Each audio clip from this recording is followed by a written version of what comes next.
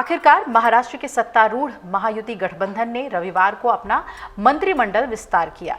आपको बता दें कि 39 विधायकों ने मंत्री पद की शपथ कर ली और इनमें 19 बीजेपी से थे, 11 एकनाथ शिंदे की शिवसेना से थे और 9 अजीत पवार के राष्ट्रवादी कांग्रेस पार्टी गुट के थे। अब शपथ ग्रहण समारोह राज्य विधानमंडल के शीतकालीन सत्र से ठीक एक दिन पहले नागपुर के राजभवन में आयोजित किया गया।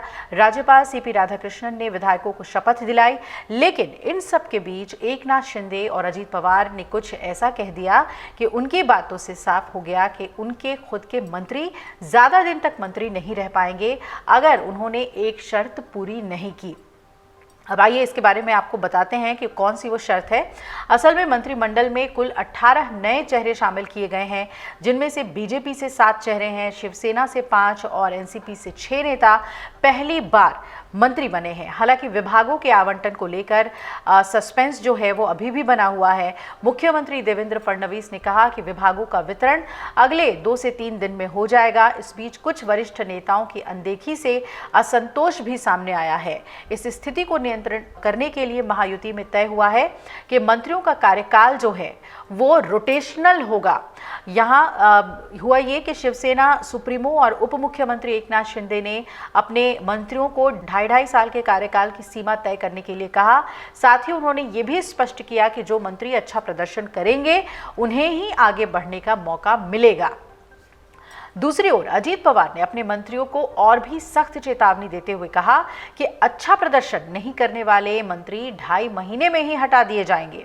शिंदे ने यह भी कहा कि उनकी पार्टी के मंत्रियों को एक एफिडेविट पर हस्ताक्षर भी करना होगा जिसमें तय समय सीमा के प्रति उनकी सहमति होगी। और इन सब के बीच मुख्यमंत्री देवेंद्र फडणवीस ने बीजेपी के उन नेताओं के लिए संगठनात्मक भूमिकाओं की भी बात कही जिन्हें मंत्रिमंडल में शामिल नहीं किया गया।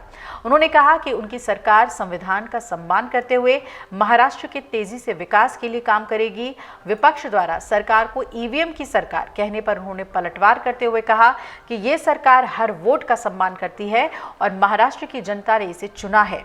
इस मंत्रिमंडल विस्तार में क्षेत्रीय संतुलन और जातिगत समीकरण का खास ध्यान रखा गया है।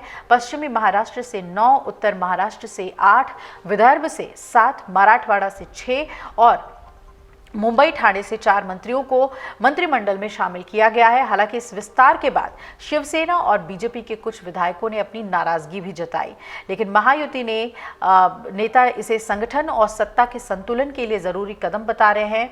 महाराष्ट्र के मुख्यमंत्री फडणवीस ने कल ये भी कह दिया कि नए मंत्रियों को अगले 2-3 दिनों में विभागों का आवंटन हम कर देंगे। राज्य विधानमंडल के शीतकालीन सत्र के पूर्व संध्या पर मंत्रिमंडल विस्तार के तहत सत्तारूढ़ गठबंधन के 39 विधायकों ने शपथ ले ली और उसके बाद संवाददाता सम्मेलन हुआ।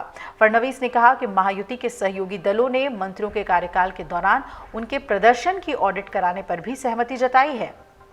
हालांकि फडणवीस ने इसकी कोई समय सीमा नहीं बताई, लेकिन उप मुख्यमंत्री और शिवसेना नेता एकनाथ शिंदे ने तो कह दिया कि उनकी पार्टी से बनाए गए मंत्रियों को 2.5 साल का कार्यकाल मिलेगा और इसके बाद ये भी कह दिया कि आपके कार्य के हिसाब से ही आगे मौका दिया जाएगा। ये देखना बहुत महत्वपूर्ण है कि अब किसे कौन सा विभाग दिया जाता है और उसके बाद क्या कुछ जो रिएक्शंस हैं महायुति में अलग अलग मंत्रियों के वो देखने को मिलते हैं। कितनी नाराजगी, कितनी खुशी देखने को मिलती है महायुति में। अगर आप ये वीडियो YouTube पर देख रहे हैं तो हमारे चैनल को सब्सक्राइब कर बेल आइकन दबाएं और Facebook पर देख रहे हैं तो हमारे पेज को लाइक करें। 8 मिलियन+ सब्सक्राइबर, आपके इस भरोसे के लिए बहुत धन्यवाद।